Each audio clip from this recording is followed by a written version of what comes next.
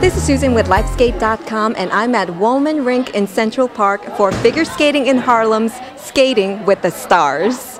Fresh from his World Championship win in Los Angeles, Evan Lysacek was in New York City in early April for Figure Skating in Harlem's benefit gala, attended by many skating luminaries. You know, winning Worlds was more than I even imagined out of that competition, but what right now is so gratifying to me is the experience that I had there in my hometown, on my home turf, in a building that I love so much, to skate the way that I imagined skating for so long, and for everything to go as close to perfect as possible is more than I could have even imagined. And the fans in LA have been so supportive of me in all my local hangouts and spots that I really felt the love in the building, and it's something that I'll never forget, definitely throughout my career and probably throughout my entire life, that experience that I had there. So I'm so thankful, and I feel so blessed, obviously, to be able to do something that I love every day, but for sort of my 15-year career to come to such a nice point, you know, near the end of it. What were your thoughts standing atop that podium, or was it just a blur? Well, I think right away in a moment like that, you sort of think back to some of the difficulty that you've been through, and as an athlete, we obviously go through not just the triumphs, but we have some difficult times as well. So I was just thinking, I've had a really difficult season. I've been dealing with a stress fracture in my foot, and I had a lot of other circumstances going in. And I'm not trying to complain at all, but it was just sort of like really difficult to constantly be staying positive all the time. And for me to get such a great payout was really, really rewarding for more reasons than just a gold medal or a medal at all. The experience I had, like I said, is what was the most rewarding, I think. Who are your circle of supporters that help you on the podium every time, or even not on the podium, are just there for you? Well, I'm really private about my personal life, so there's not a lot of people that I let into my circle, and I'm really, I guess, it's like one of my characteristics. Like, it takes me a while to trust somebody, but once I trust them and let them into my circle, then they're there for life. And I'm really lucky to have found such a great support system and team of people within skating. I have an amazing support system outside of skating and my friends that I rely on so much on a daily basis. But in skating, my coach, Frank, is really obviously, I lean on him so heavily on a daily basis. Lori Nickel, Tatiana Tarasova, all of our staff at US Figure Skating, my agents at IMG, my publicist Lynn Plage. Just, there's so many people that are working on a daily basis behind the scenes, and I'm working obviously as hard as I can on the ice. So I really trust and believe that they're all doing, just as much work for me off the ice, and it's like more than you could ever ask of someone. Now, this supposed rivalry between Evan and Johnny, any thoughts on that? Well, I think one thing that I've seen that's a huge positive is that a few years ago, this rivalry between Johnny and I started, and the media sensationalize it to some extent. I don't think it's a secret that we both want to win, and we both want to be the best, and we both want to be better and better. But what it did is it pushed a whole group of younger skaters in the U.S., men, to want to be better, and it also shed a spotlight on the men. And so now the product of that is a huge depth in men's skating, and also basically the spotlight of skating in the United States is on the men, and whereas it used to be on the ladies, I think that the ladies used to be sort of the focal point and the highlight event, and now it's definitely the men. I mean, I don't think you can argue that where the men's event is usually the most exciting, and right now in the men we have the most depth of any country in the world, so I think we should be really, really proud of that. We had a huge goal at Worlds to earn 3 spots for the Olympics, and we accomplished that as a team.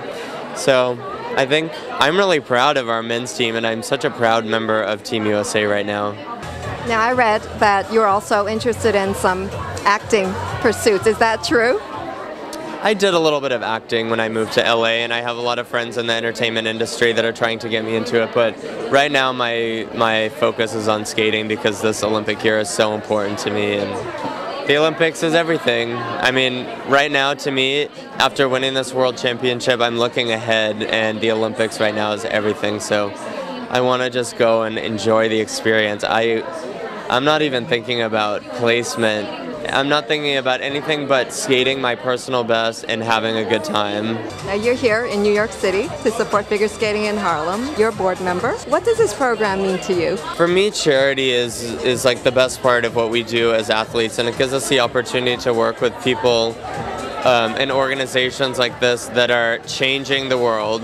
They really are changing the world, and it gives me chills to think about. But I love working with kids. I work with Special Olympics, Make-A-Wish Foundation, Ronald McDonald House, PS Arts, and obviously this figure skating in Harlem organization. But this has a heightened sense of relevance for us because it's our sport. A few of us, Tanith and Ben and myself and a couple other people, have been working with them for about over 4 years now, and we've had the opportunity to see and meet a lot of the girls and see them develop and grow up over the last 4 years and see firsthand the effects of this program, and we're so proud of them, and we don't even interact with them on a daily basis, so we're saying we can't imagine how proud their teachers and coaches must be of the progress they're making, but they're all beautiful, successful, already young women, and I think that they have huge dreams, and they have an understanding of the concept that you can achieve anything you set your mind to. And I really do believe that's part of the success of this organization. And they have a waiting list, you know, twice as long as the girls that are in it, because they're so selective of who they bring in, and they're constantly making sure that they're choosing people that fit their mentality. And I think that that's amazing.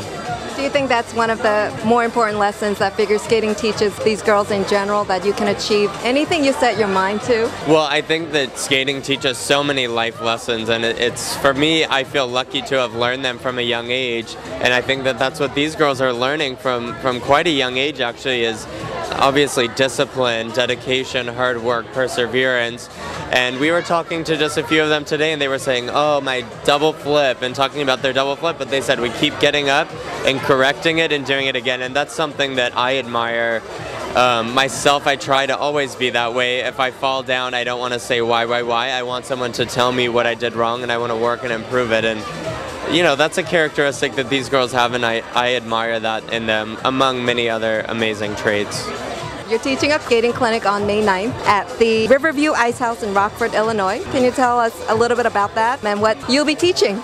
Well, it's part of the Park District's anniversary, the Rockford Park District's anniversary. There's, I believe it's 4 shows during that weekend, and then there's a clinic that I'm teaching.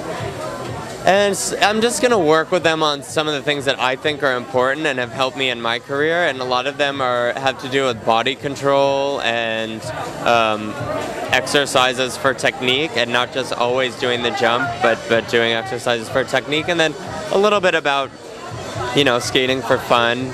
And I'm going to work with them with some music, and you know, for me that's cool because I'm a big fan of music of all different genres, so I want to be able to bring that to the table for them a little bit, because music plays a huge role in my own training every day. And then we're going to see. I mean, I'd love to work on whatever they want to work on because it's their clinic, so I'm going to see what they want to do. Now, in addition to the clinic, what are some of the other things that you'll be doing over the summer? Well, right now my schedule is completely booked through June, so I won't be home one single day or off one single day until June, and I'm not complaining. I'm really happy about it. I love being busy. I do my best when I'm busy.